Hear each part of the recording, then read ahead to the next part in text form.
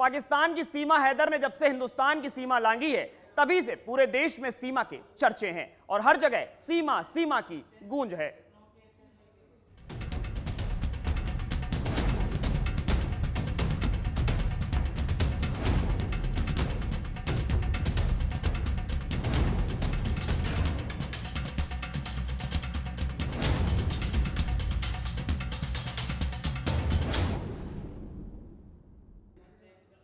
हाल के दिनों में खबरें आई थी कि सीमा हैदर और सचिन मीणा का परिवार बेहद मुफलिसी में जी रहा है। दाने दाने को परिवार मोहताज हो रहा है। घर में 4 बच्चे भी हैं जिनके खाने पीने के लिए मुश्किल से कुछ आता है। लेकिन अब शायद सचिन मीणा के परिवार की हालत सुधर सकती है, क्योंकि सीमा हैदर हीरोइन जो बनने वाली हैं। जल्दी सीमा हैदर एक बॉलीवुड फिल्म में नजर आ सकती हैं। दाने दाने को मोहताज सीमा और सचिन का परिवार लाखों में खेलता दिखाई दे सकता है।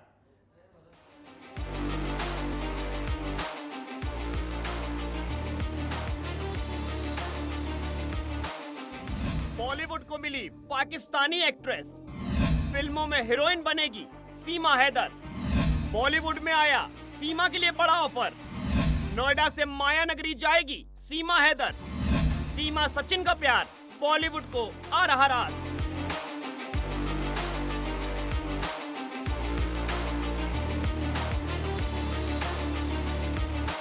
प्यार की खातिर पाकिस्तान से बॉर्डर क्रॉस कर भारत आने वाली सीमा हैदर सोशल मीडिया पर लगातार सुर्खियों में बनी हुई है। सचिन और सीमा की प्रेम कहानी से आज हर कोई रूबरू हो रहा है। इस प्रेम कहानी में प्यार, रोमांस, थ्रिलर का मसाला भी जमकर देखने को मिल रहा है। देश की खुफिया एजेंसियां लगातार सीमा और सचिन से पूछताछ कर जांच कर रही हैं। सीमा पर पाकिस्तानी जासूस होने का भी शक गहरा रहा है, लेकिन कमी बस ये है कि सीमा के खिलाफ कोई पुख्ता सबूत ऐसा नहीं मिल रहा है जिससे वो जासूस साबित हो पाए। ऐसे में सीमा कई लोगों को सच्ची लगने लगी है। कई लोगों को सीमा निर्दोष दिखाई देने लगी है। उन्हें सीमा और सचिन के परिवार की हालत पर तरस आ रहा है। पाकिस्तान में सीमा वापस नहीं जाना चाहती, क्योंकि उन्हें वहां पर अपनी जान का डर सताता है और भारत उसे महफूज लगता है। लेकिन सीमा यहाँ पर दाने दाने को मोहताज हो रही है। हाल के दिनों में पता चला था कि सचिन मीणा का परिवार बेहद मुफलसी के दिन जी रहा है। घर में एक एक दाने के लिए काफी जद्दोजहद करनी पड़ रही है। घर में 4-4 बच्चे हैं जिनके लिए खाने पीने का इंतजाम करना भी बेहद मुश्किल हो रहा है। कई समाज सेवी इस बात को उठा भी चुके हैं और सचिन मीणा के परिवार के आर्थिक मदद करने की गुहार लगा चुके हैं। अगर हम उन बच्चों को प्रॉपर डाइट नहीं दे पा रहे, खाना नहीं दे पा रहे, मान लीजिए हमारे हिंदुस्तान में घुस ही गए, तो जो हमारा संभव मदद है वो तो हमने किया। लेकिन आपके चैनल के माध्यम से एक अपील हम करना चाहेंगे, सभी न्यूज चलाइए, कार्रवाई भी कीजिए, लेकिन साथ में इनके घर में जो रोजी रोटी की स्थिति, इनके फादर इस कदर रो रहे थे पकड़ के मुझे कि एकदम हालत खराब हो गया देख के हमारी सरकार के पास इतना पैसा है कि 2 वक्त की रोटी का व्यवस्था कर दे, क्योंकि अभी इनके घर में कोई रोजगार करने वाला नहीं रहा। तो उनकी माँ भूखी पड़ी हुई है, बाप कांप रहे हैं थर थर भूखे पड़ के। ये भी देखना तो सरकार का ही काम है ना। सीमा हैदर और सचिन मीणा की मदद के लिए अब भारत में सुर उठने लगे हैं। ऐसे में खबर यह है कि अब जल्द ही सचिन मीणा के परिवार की मुफलसी खत्म हो सकती है। दाने दाने को मोहताज ये परिवार जल्द ही लाखों में खेल सकता है, क्योंकि सीमा हैदर फिल्मों में हीरोइन जो बनने वाली है, उन्हें बॉलीवुड से ऑफर आया है।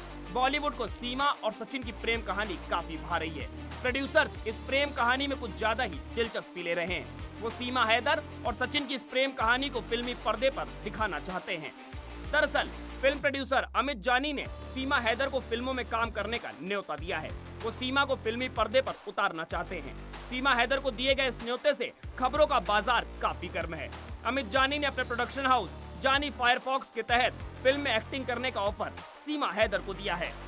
अमित जानी ने कहा कि वो सीमा हैदर की भारत में एंट्री के तरीके से सहमत नहीं है, लेकिन जिस तरह से उसको आर्थिक तंगी का सामना करना पड़ रहा है, उसे देखते हुए एक भारतीय होने के नाते फर्ज बनता है कि उसकी मदद की जाए।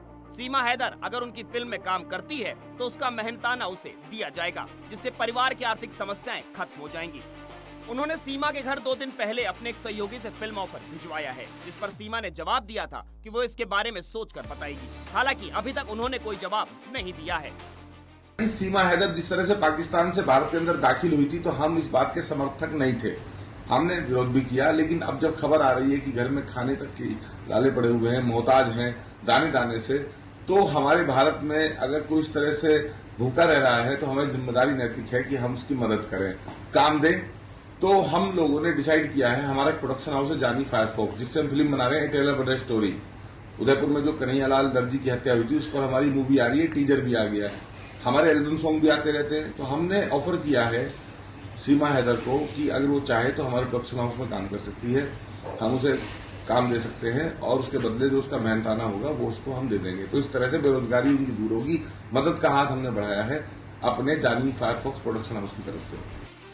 गौरतलब है कि पाकिस्तान से हिंदुस्तान आई सीमा हैदर को 1 महीना होने को आया है। इधर सीमा और सचिन के लिए मुश्किलें बढ़ती जा रही हैं, जिसमें आर्थिक समस्या भी शामिल है।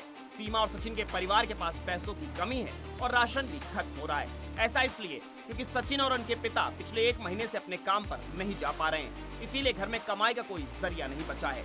इसे लेकर सचिन मीणा के पिता ने प्रशासन से मदद की गुहार लगाई है ताकि उनके घर में राशन आ सके। उनका कहना है कि वे दोबारा काम पर जाना चाहते हैं, लेकिन इस तरह के हालात नहीं बन रहे हैं। आपको बता दें कि सीमा सचिन से लगातार पूछताछ का दौर चल rहा है। उनके पिता से भी आए दिन पूछताछ की जा रही है। इधर घर पर मीडिया और लोगों का जमावड़ा लगा रहता है, जिससे परिवार की मुश्किलें बढ़ रही हैं। जिस फिल्म प्रोड्यूसर अमित जानी ने सीमा हैदर को हीरोइन बनने का ऑफर दिया है, वो उत्तर प्रदेश नवनिर्माण सेना के अध्यक्ष हैं। उनका यूट्यूब चैनल भी है। वे अक्सर विवादों में घिरे रहते हैं। भाजपा के साथ उनकी काफी बनती है और वे योगी मोदी को लेकर कई गाने रिलीज कर चुके हैं। अमित जानी तब सुर्खियों में आए थे जब उन्होंने राजस्थान के उदयपुर में हुए कन्हैयालाल हत्याकांड पर फिल्म बनाने का ऐलान किया था। इस फिल्म का नाम है अ टेलर मर्डर स्टोरी, जिसका टीजर भी आ चुका है। इस टीजर के आउट होते ही अमित जानी सुर्खियों में छा गए थे। बता दें कि अमित जानी की छवि एक हिंदूवादी नेता की है।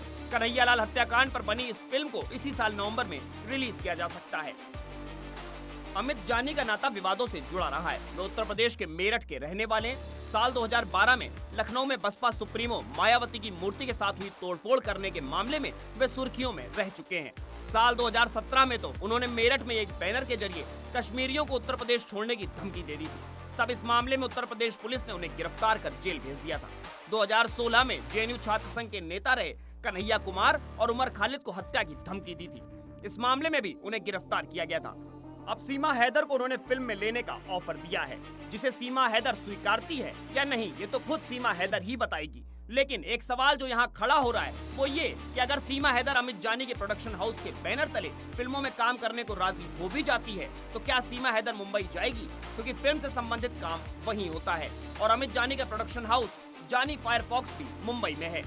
लेकिन सीमा हैदर और सचिन मीणा को कोर्ट से ऑर्डर मिले हैं कि जब तक उनके खिलाफ चल रही जांच पूरी नहीं हो जाती तब तक वे जहां हैं वहीं रहेंगे। उन्हें कहीं और जाने की परमिशन नहीं है।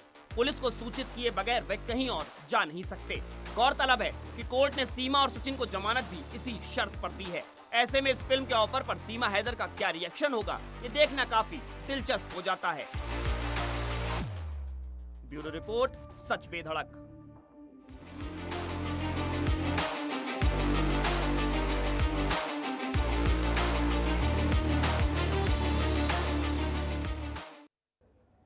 तो सीमा हैदर बॉलीवुड में काम करेगी या नहीं, इसके लिए तो सीमा के जवाब का इंतजार करना पड़ेगा। लेकिन सीमा हैदर पाकिस्तान की जासूस है, इस पर अभी एटीएस कोई पुख्ता सबूत नहीं ढूंढ पाई है। और आईबी जिस तीसरे शख्स का जिक्र कर रही थी, जिसके ऊपर सीमा और उसके बच्चों को नेपाल का बॉर्डर पार कराने का आरोप है, उसका अभी तक कुछ पता नहीं चल पाया है। ऐसे में भारत में अब कुछ लोगों में सीमा के लिए हमदर्दी बढ़ रही है, लेकिन यही सीमा अब भारत में रहने वाले दूसरे शरणार्थियों के लिए मुसीबत बनती दिखाई दे रही है। सीमा के चलते म्यांमार से आए कई रोहिंग्या अब एटीएस समेत कई खुफिया एजेंसी के रडार पर आ गए हैं।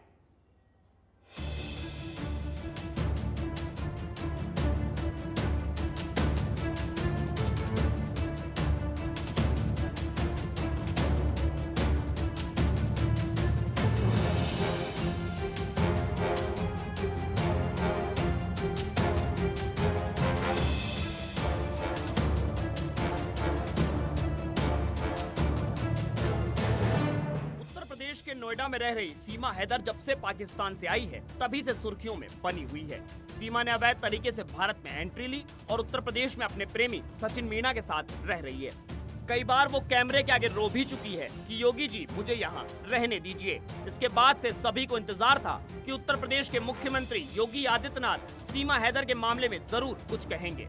अब उत्तर प्रदेश के मुख्यमंत्री योगी आदित्यनाथ ने सीमा हैदर मामले में बड़ा बयान दे दिया है। उन्होंने साफ कह दिया है कि दो देशों का मामला है जिसमें कानून ही अपना काम करेगा और सभी जांच कानूनी तौर पर होगी। अगर दोषी पाया जाएगा तो सजा भी मिलेगी और संबंधित एजेंसियां इसमें काम कर रही हैं। देखिए, ये सुरक्षा एजेंसियां उसको देख रही हैं और जो भी रिपोर्ट आएगी उसके अनुसार बाद में उसमें विचार करेंगे। ये अपना देख धर्म रहे हैं, परिवर्तन सुरक्षा किया। एजेंसियां उसको देख रही हैं। दो देशों से जुड़ा हुआ मामला है और संबंधित एजेंसियां इसमें काम कर रही होंगी। सीमा हैदर पर तो कानूनी कार्रवाई हो रही है। उसकी आर्थिक तंगी को मिटाने का जुगाड़ भी ढूंढ लिया गया है, उसे फिल्म का ऑफर करके। लेकिन सीमा का अवैध रूप से भारत आना दूसरे शरणार्थियों के लिए परेशानी का सबब बन रहा है। वो अब एटीएस के अलावा कई खुफिया एजेंसियों के रडार पर आ गए हैं। बीते दिनों एटीएस की टीम ने उत्तर प्रदेश के कई जिलों में ताबड़तोड़ छापेमारी की थी। यहाँ पर कई सालों से रह रहे म्यांमार से भागकर भारत आए रोहिंग्याओं को उनके पूछताछ के लिए उठाया गया था, जिसमें 74 रोहिंग्याओं को गिरफ्तार भी किया गया। इनमें कई महिलाएं और बच्चे भी हैं। आपको बता दें कि उत्तर प्रदेश एटीएस ने मथुरा, गाजियाबाद, अलीगढ़, हापुड़ और सहारनपुर जिलों में ताबड़तोड़ छापेमारी की। सबसे अधिक 31 रोहिंग्या मथुरा से पकड़े गए हैं, जिनमें 2 महिलाएं भी शामिल हैं। सहारनपुर से 2 पुरुष, मेरठ से 2 पुरुष, 1 महिला और 1 बच्चा भी है। वहीं हापुड़ से 12 पुरुष, 1 महिला और 3 बच्चे हैं। गाजियाबाद से 3 पुरुष, 1 महिला।